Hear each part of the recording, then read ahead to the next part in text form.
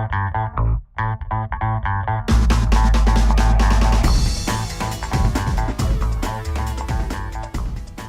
Monsieur, bonjour, bienvenue sur France Touraine News. Nous sommes le mardi 25 février. Au programme de ce journal, un concept économique en vogue, l'économie sociale et solidaire, dite l'ESS.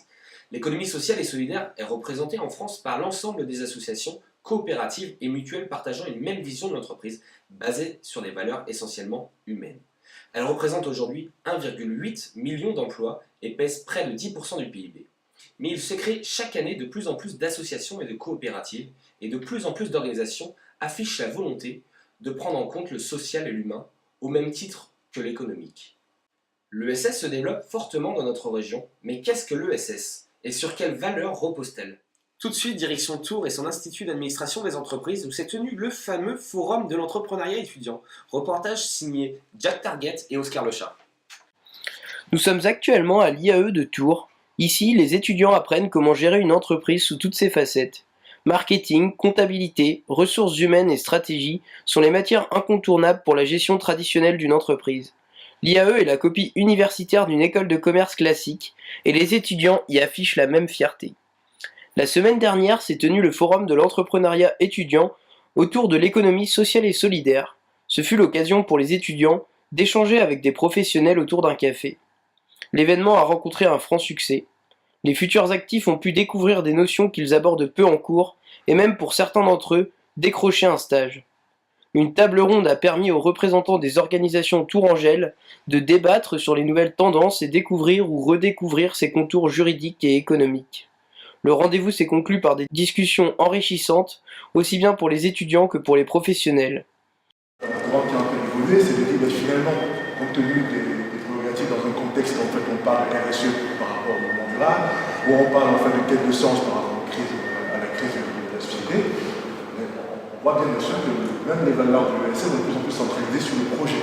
C'est-à-dire, l'essentiel, ce n'est pas que j'appartiens à l'ESS, c'est qu'est-ce que je fais en tant qu'entreprise de l'ESS. Et donc, il faut arriver beaucoup plus sur des méthodes de management adaptées bien sûr aux particularités de l'entreprise, de l'organisation et d'évaluation. La seconde partie de la journée, quant à elle, était axée sur le côté ludique avec un tournoi entre professeurs et étudiants autour du jeu de plateau Solidarisk. Une atmosphère détendue et des intervenants fins connaisseurs de cette forme d'économie peu courante, que demander de mieux pour des étudiants avides de connaissances? Un reportage très enrichissant sur une économie en devenir. Nous souhaitons bon vent à cette association étudiante pleine d'espoir. Cet événement nous a permis de rencontrer, parmi les différents professionnels présents lors de cette journée, Madame Béguet-Cissé, responsable d'Odyssée Création, une coopérative qui vient en aide aux entrepreneurs. Roger Balisto et son équipe ont été la rencontrer dans les bureaux de l'entreprise pour obtenir des réponses aux questions que nous nous posons tous. Je m'appelle donc Coralie Béguet-Cissé, je suis responsable de la coopérative d'activité d'emploi Odyssée Création de l'antenne Tourangelle, puisque c'est une antenne et que le siège social est à Romorantin. Et je suis chargée de mission également, puisque j'accompagne les entrepreneurs tout au long de leur cursus dans la coopérative. C'est une coopérative d'activité d'emploi. Donc une coopérative d'activité d'emploi est un lieu qui permet, c'est aussi un statut à travers la coopérative, un statut d'entrepreneur salarié qui permet à des entrepreneurs de créer leur activité pour tester leur activité sous une forme d'entrepreneur salarié. C'est-à-dire qu'ils vont être à la fois entrepreneurs dans le statut et salariés. La seule condition, c'est d'être vraiment motivé avec un projet, alors j'allais dire ficelé, pas nécessairement parce que la coopérative permet de tester son activité. Donc c'est d'avoir une bonne idée et d'avoir une bonne motivation. Et après, derrière chaque idée, chaque projet, il y a un humain. Donc on ne sait jamais comment l'humain va réagir, s'il va donner les moyens, s'il a un bon réseau. Entrer en coopérative, en général, on commence par une réunion d'information collective. Il y en a une par mois qui est organisée au sein de la pépinière de Jouer-les-Tours. Donc c'est une réunion d'information où pendant 1h30 on va brosser le fonctionnement général d'une coopérative et on va pouvoir répondre aux questions de toutes les personnes qui vont être présentes. À la suite de ça, les personnes qui sont intéressées, qui ont bien compris le fonctionnement de ce statut, me rencontrent en rendez-vous individuel et l'étape suivante, ça va être vraiment d'avoir l'accord de l'assureur pour obtenir une responsabilité civile professionnelle. À partir du moment où il y a l'accord de l'assurance, la personne peut commencer à travailler. Donc on va signer une convention d'accompagnement. de façon à ce qu'elle puisse développer un chiffre d'affaires et ainsi se salarier. Donc on a accompagné 167 projets. Et cette année, on a eu un développement de 27% du chiffre d'affaires. Donc, 5 ans, c'est un bon développement.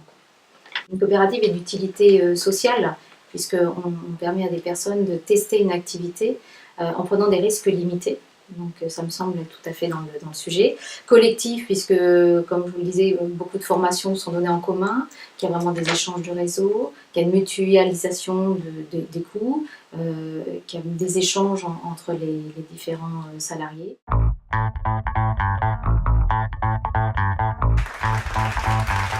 Nous voici de retour sur le plateau avec notre invité du jour, Monsieur Raphaël Latour. Bonjour Monsieur Raphaël. Bonjour. Étudiant à l'IAE de Tours et aussi président de l'association qu'on a vu dans le reportage. Donc, présentez-vous si vous le voulez.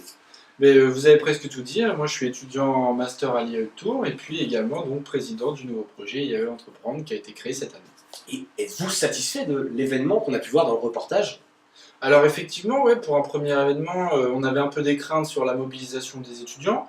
Puis au final, ça s'est plutôt bien passé. On a quand même eu quelques étudiants qui sont venus, avec des bons retours côté pro comme étudiants. Donc bilan positif pour une première action. Et pouvez-vous nous parler de l'influence de l'ESS au sein de votre région, de la région Centre?